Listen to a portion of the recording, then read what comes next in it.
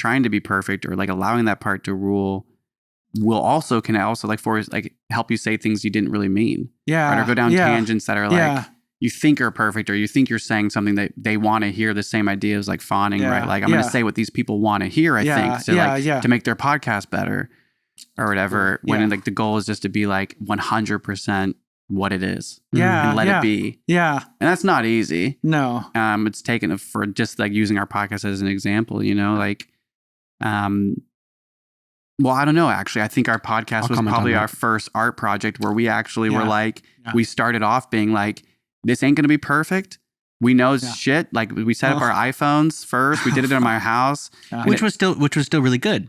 Like I'm sure it was. We put a lot of time into editing and everything, and it was still really good, but we weren't doing the religious trauma yet. And even when we started to incorporate that in like episode, I want to say like 17, it never got aired.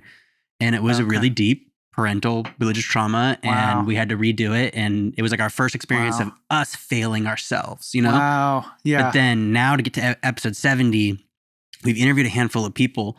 The real stress now is I feel like we owe it to the people we're interviewing because they're telling their trauma story, you know? Geez, And we've had, I think, 4 podcasts that have never aired because a camera goes off or something. Luckily not with a guest. Not with a guest. And so like when you were bringing up like the stressors or the perfection, like my thing is, I owe it to them though. Yeah. It's one thing if we mess up a podcast ourselves, it's like, we failed us. But like to fail someone else is like, it hasn't happened yet. Fingers crossed. We really try to make sure it doesn't happen. Yeah. That perfection comes, for me at least, that perfection comes almost for the guest.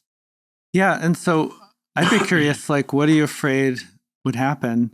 I would just for the feel, guest, I think the guest would feel pretty bummed if they just went through like a really emotional interview. They felt really good about it. And then us to be like, hey, it didn't work. We can schedule another one. Let's try to get back in that place. It's like we already have like discovered how tough it is to get back to that place. Right. I would hate for a guest to have to do that. Because it's already so hard to come talk about it. You know? Yeah. But then I would just throw in there that if that did happen, like if that happened here for this interview even, like it'd still be okay. Yeah, totally. You know? And be like, okay, well, I get to hang out with you guys another time. I mean, let's do this, you know? Like, I don't know. And to me, that's the thing is like trusting that it'll be okay if you do mess up.